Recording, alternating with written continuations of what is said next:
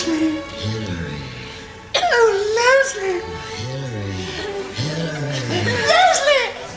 Oh, Leslie!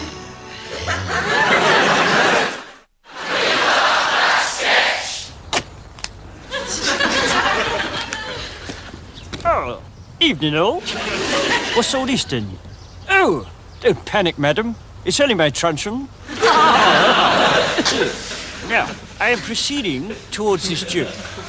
You see, it appears that there was this fellow in a nick who had to have his leg off. So he says to the doctor, all right, take it off, but would you kindly send it home? So the doctor says, certainly I will. A week later, the doctor says, I'm afraid we'll have to take your arm off. And the man says, all right, but please send it home. Finally, the surgeon says, I have to break the news. The other arm will have to come off as well. And the prisoner says, yes, but will you? And the doctor says, no, we're not sending that home. Why not? Says the prisoner. Because we think you're trying to escape, lad. Bloody backseat drivers! Mind where you're going.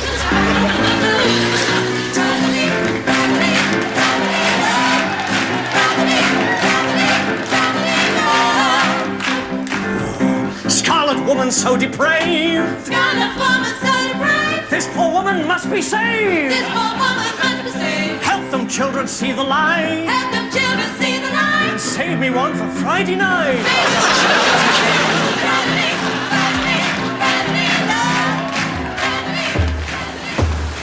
I can't take it anymore!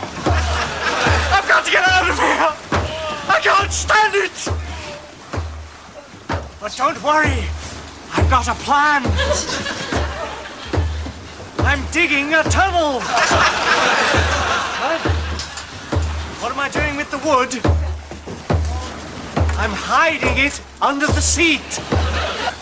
Don't worry, nothing can go wrong.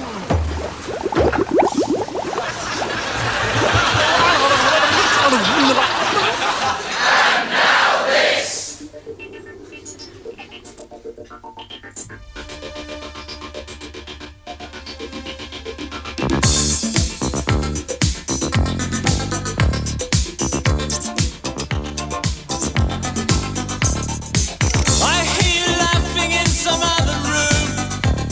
It makes me feel locked out. They say my passion often stifles you, and you need to move about. Well, I was taught that boys need girls and girls need boys. You say that's not true. You would rather fool around than be alone with me. Well, that's alright for you, 'cause you got love. Love on your side. You got love on your side. You got love on your side. You got love on your side. I bought you sentimental roses, but you gave them all away. I played you all my favorite records.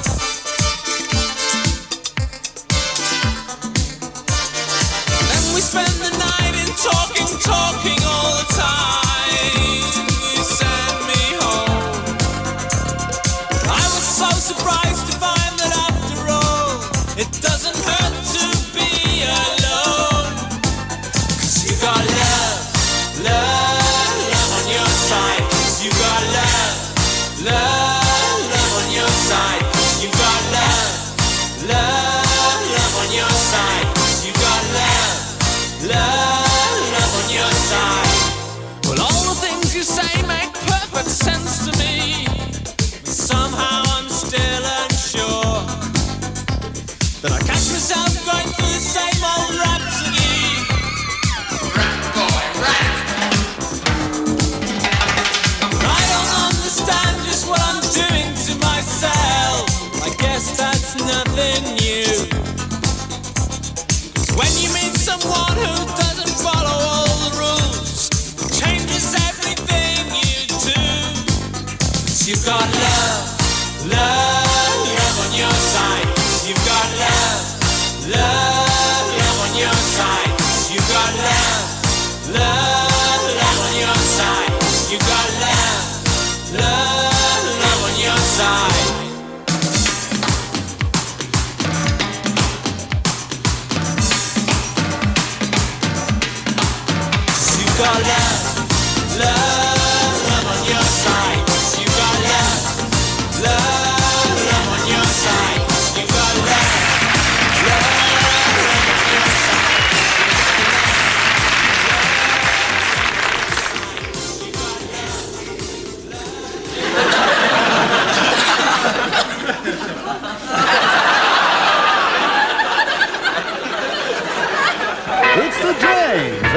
story of disgusting folk. You'll be meeting Dwayne Drain, he's dad. Diane Drain, she's mom. And their kids, Ebony and Enoch. Not to mention Clint Bent, he's the lodger. This week's episode, The Late Arrival.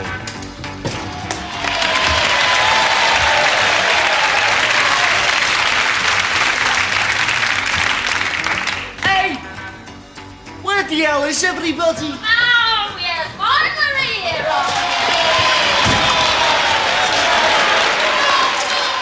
I was expecting you hours ago. What have you been doing anyway? I suppose you got tied up at the labour exchange. Yeah, they were holding me for ransom trying to get their money back.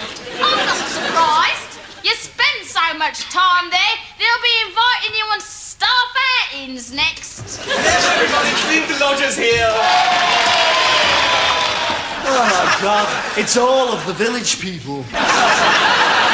Thank you, Tony Curtis. Why don't you use that hair to lace up your mouth? Clint, you're late as well. What's the matter? Can't you... Clint, you're late as well. What's the matter? Can't you tell the time? He's so bent, he can't even see his watch. Doesn't make me a bad person. Dwayne, you leave Clint alone. He is our lodger after all. Leave him alone. I wouldn't touch him with a 10-foot pole. No, I don't like poly poles. Mind you, I once met a Yugoslav who was rather cute. Why don't you sail away, fairy boat? I'll ignore that remark. Where are the kids? I don't know. They're not home yet, and I'm worried. Yes, she's worried in case they come back. You don't think anything could have happened to them, do you? Oh, I hope not. My poor little Ebony out there alone with them muggins and all. Don't be stupid. She won't be out mugging anybody tonight. It's Thursday. Hello, Mum. Sorry I'm late.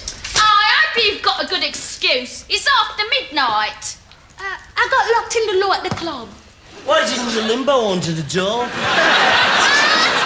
You know something? What? If your brains were made out of gunpowder, you wouldn't have enough to blow your hat off. Ebony, have some respect for your father. Tell me who my father is and I'll show him some respect. Oh, that's very funny, that is. That'll have him falling out of the trees in Kenya. Come on, Mum. Tell me, who was he? Who? My father. Who was he? I honestly don't know. It was at the Notting Hill Carnival. And there were so many people there. What I'd like to know is, if she was 3 months old when you got married, why does she talk like that? A person's got to have some individuality.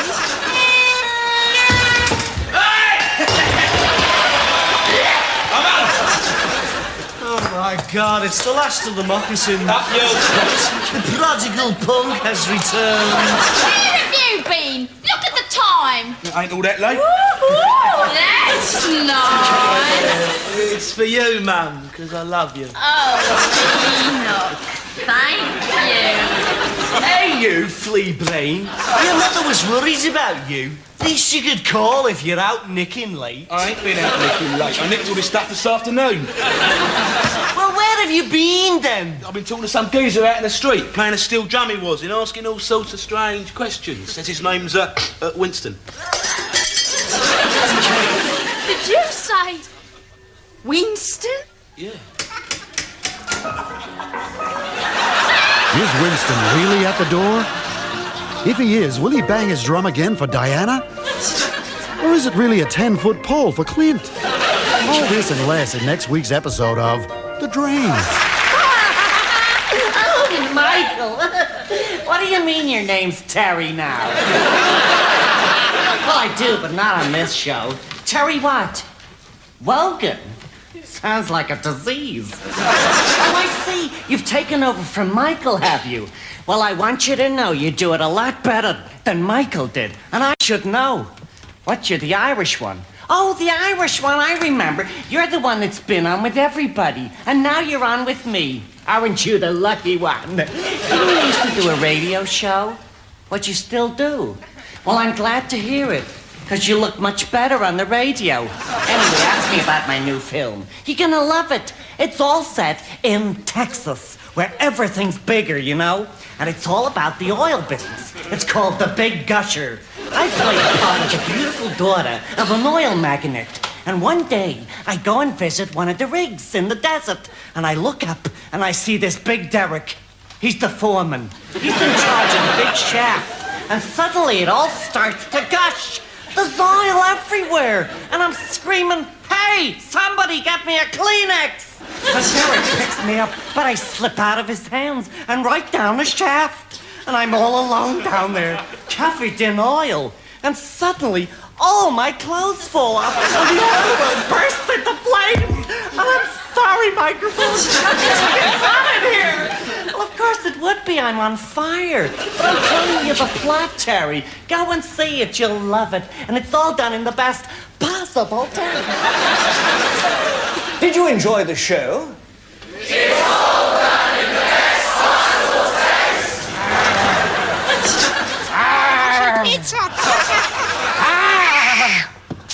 Polly, want a bicky poo? Polly wants some Yo! A bottle of creme de menthe frappe. And now, this.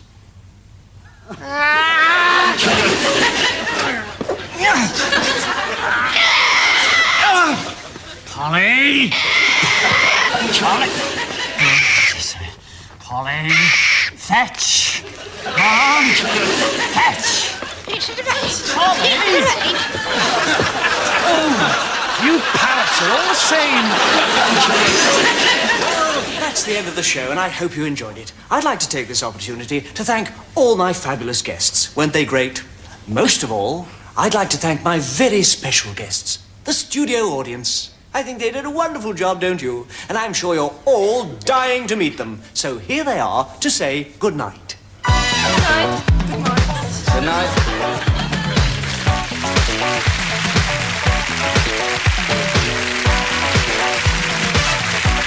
The Surreal Comedy continues. Oh, yes, it does. Here on Paramount Comedy 2 with Monty Python. I warn you, it is completely different.